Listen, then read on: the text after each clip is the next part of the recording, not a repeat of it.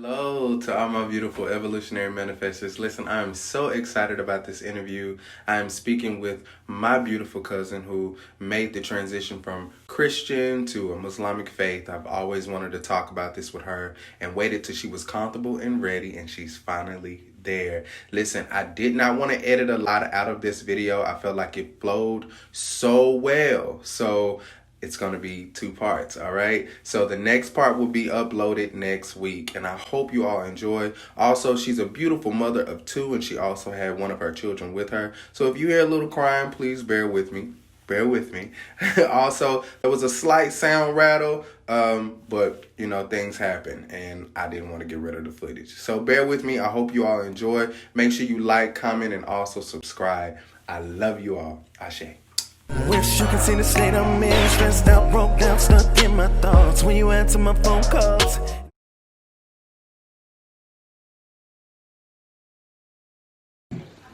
Hello to all my evolutionary manifestors. Welcome back to my channel. I'm so excited about today. This is one of my favorite interviews I've been waiting for.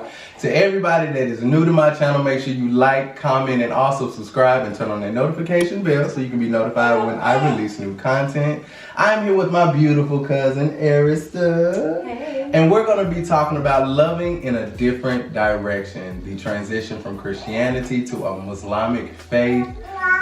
I've been waiting to interview you about this. I feel like this is very powerful. Go ahead and introduce yourself. Okay, so my name is Arista. I recently reverted, or about maybe 2 years ago, reverted to Islam after having my son. I have 2 kids under 2 years old, a boy and a girl, and they're also Muslim. And yeah, this has been an experience. And the questions that Ricky, Larry asked me are actually questions I've asked myself. So I'm pretty excited to answer these questions, because I've kind of been thinking about them. Yeah. Anyway. See, look, we on one accord. You know, I came prepared for this because I'm very excited about it. I feel like I first want to tell you that I am proud of you because we were raised very heavy Baptist Christian backgrounds, and Yes. for both of us, because like I said, I transitioned from religion to spirituality. You know, it's kind of scary to do so. Right. So And this I'm is 2 people in the same family. man. Decided to, we're probably the only ones. I think so. The only ones that actually, you know, I feel that kind of did something a little bit different, well, a lot different than what we're used to. So I like, you know, on my show, I like to start off with some motivation, and I feel like my cousin has, you know, really went her own path. Yes. And I have a message from the beautiful Ajna that I feel like kind of sets this conversation up. So you ready for it? Mm-hmm. Cool. Please be more mindful. Please be more cautious into the energies that you take in, even if they come from the people that you love. Sometimes a lot of people that we love are not people that we want to become. So if you do not want to become them, do not take their considerations and their opinions of you so heavily into consideration, because when you do, you internalize them, and the things that you internalize are the things that you become. So I just want you to be very, very aware of that. And the only way to come up is to stay down, stay loyal to you, stay loyal to your choices, stay loyal to your mission, stay loyal to your cause, stay loyal, stay loyal, stay loyal to you. Know who you be and do what you know. And if you are in the process of discovering yourself, I would love for you to consider discovering yourself around those people who remind you of the parts of you that you enjoy or your aspirations of self.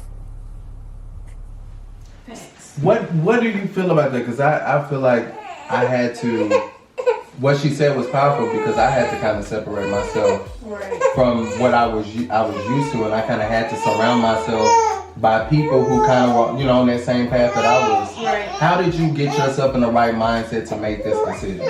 I think first things first, I was thinking about myself. Got you. Myself and the family that I was creating, Yeah. you know? Because like I said, my kids were going to be Muslim, you Yeah. know, because their dad is. Yeah. And I had already been interested in it before. So reverting to me was, my family is going to be on one accord, all believe in one faith. The way that they're supposed to be brought up in Islam is how I want my kids to act. So it was just a matter of, okay, my family might disagree, but Is this my life? Yeah. Or Yeah. is it theirs? You know, That's it's true. mine. That's So, true.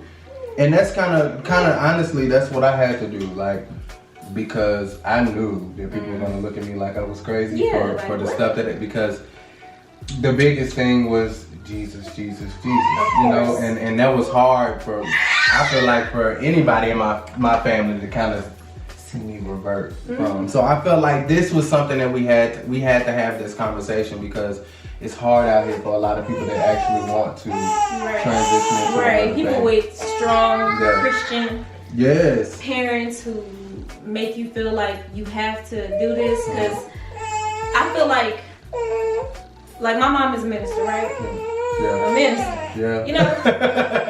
So it's like, how do you tell your minister, Mother. Baptist Yeah. mother, that you want to revert a faith where Jesus Christ is not being praised and worshipped? Yeah. Was it scary transitioning to the Islamic faith? Because coming from a Christian background, the main thing is Jesus. Right. Like, was it scary for you? Yeah, so it was more so, I wouldn't say scary. Yeah. I say that it was, I guess the word for it would be, I was cautious. Got you. I was like, okay, is this something that I really want to do? Yeah. Am I doing this because of my husband? Mm-hmm. Am I doing this because my kid? But in a way, it was all of it. Yeah. But it was also because I wanted to as well. Mm-hmm. And the whole thing with Jesus Christ, to me, it was like, I guess I was kind of questioning a little bit the Holy Trinity and all that stuff. Like, is Jesus God too? Yeah. And if I pray and I say in Jesus' name, why aren't I saying Yes. in God's name? Yeah. Because He's the Creator, the Right. Almighty. Right. Right. So in Islam, it's like God is one. That's when you say a Shahada, like, that's you admitting it's one God. Gotcha. I don't praise anyone equal to Him. So that means Jesus Christ Gotcha. is not Gotcha. who I pray to, And that was a big thing for me in Christianity, right? So when I reverted, it was like, okay, all this stuff lined up to me. It makes sense to me. Yeah. So once I thought that out, Yeah. I was like, okay, I'm You ready. were good. And I reverted. Mm-hmm. It was like maybe a month and a half or 2 months after, Yeah. or maybe a month and a half after my son was born. So it wasn't just like a spontaneous thing. I actually thought about it, even up until before I had him. My whole pregnancy, it was something I was thinking about, something we talked about, because automatically I know my kid's gonna be Muslim. Their father is Muslim, so it's like, okay, I already been thinking about it. Mm-hmm. My household will be Muslim. united, and they're gonna be going to Islamic school, and stuff like that. So yeah, So it's how like, it made sense. So it was crazy because we were talking and you were talking about how you did a project on this. Oh like, yeah, that's you it. felt like and I feel like that's beautiful. Like, you were doing research on this. Right, before. yeah. Before I had even met my husband, before I even talked to anybody about it, I actually did a project in high school on Islam, the 5 pillars of Islam, all that stuff. And I picked this. It's not like my teacher assigned it to me. I picked it. And when I was doing my research, I was intrigued. Yeah. So ever since then, it had been in my mind. And then when I met my husband, even the way we met was I was kinda just gonna add those my next question. Yeah, even the way we met, it was kind of just like, okay, yeah. Wow. So, first of all, I had already had a crush on him. Let's just say that. So we worked at the same place, and my first day there, I remember just walking in, and he walked by, and I was like, who is that? And I went back, told my aunt about him. We would talk about him all the time, And I kept on trying to work up the courage to say something to him. But I'm thinking, oh, he don't like black girls. I feel like that's a thought that every black person thinks that when they see someone, because he's not black, he's Afghan. So in my mind, oh, he don't like black girls. And even if you do like black girls, there's plenty other beautiful women here. So whatever. I still liked him, but I was not going to approach him. I thought about it, So then one day, he came up to me and was like, do I need some paper? mind you, I had been trying to think of something like, ooh, do I need paper? No, it's cool. Do I need tape? Oh, no, it's cool. Dang, you know, I don't want to call him over here and I don't need nothing. He walked up to me. My tape thing was jammed, so I'm trying to get tape. He's like, do you need some tape? I'm like, I'm looking at him with my mouth open like an idiot. He's like, I was like, I just said, yeah. And he, to this day, he says I choked, right? So I was like, yeah. And he went and got some tape, brought it back, and he opened up my tape dispenser, and there's already tape in there. He's like, oh, there's already tape in here. And he smiled. Oh, You was stoned. I was already in love. But let's say now I'm infatuated. I'm looking at him when he walked by, all that stuff. I was like, ooh, who is that? So after that day, we didn't talk after that. So then I go home, I'm tweeting about him. Yeah. We gonna have kids. I'm gonna raise some Black and Afghan babies. Speaking Y'all, things into existence. That next day, I tweeted that at like 2 o'clock in the morning, July 27th. Wow. Or June 27th. That next day we got scheduled to work next to each other, and the intercom went off and was like, if you didn't work at that station the previous day, go back to the station you were at, right? So I'm like, dang, you know, that was my opportunity, I felt, to talk to him. And he had asked me something, what they said on the intercom, and I was like, they said if you work, like, you know, like girl, oh my gosh. And he just like, he told me his name and stuff like that, but then we had to go back. So I went to the bathroom, right? And when I'm coming back from the bathroom, he walked past me and he's like, you're pretty. Like, you're pretty as hell. And I was like, wow. Got him. And I was like, you're pretty too. And then I was like, oh, the male version. You know, he said I choked there too, which yeah, I did, you know. So yeah, I was so nervous. So, you know, that happened. We start texting. And then I believe one of those, like the short, like, us getting to know each other, I think he said something like, you know, like, you were sent for me. Wow. Like, I feel like you were an angel in my life. You know, and me and him weren't even official at this time. But when he said that, I was kind of just like, you know, at the time I'm like, oh yeah, of course I am. But now looking back on it, I really feel like that. Like, and because you got to think about it, I'm thinking like, I'm all about the universe. I'm all about like divine connection, and the fact that, you know, at a younger age, you did a project on this, and then all of a sudden, a man that you fall in love with is a Muslim. And not only that, you tweet something. Y'all, this is grand affirmation. Yeah. Like, mind you, like I said, we got 2 kids right now. Yeah. And that's exactly what I said was going to happen, you know? And you got it. Got it. And this story is powerful to me just because, like I said, our backgrounds, we heavy Christian, and, you know, just learning how to find your own identity in your own life. It might be separate. But I think what also helped a lot is our family isn't as judgmental as most families.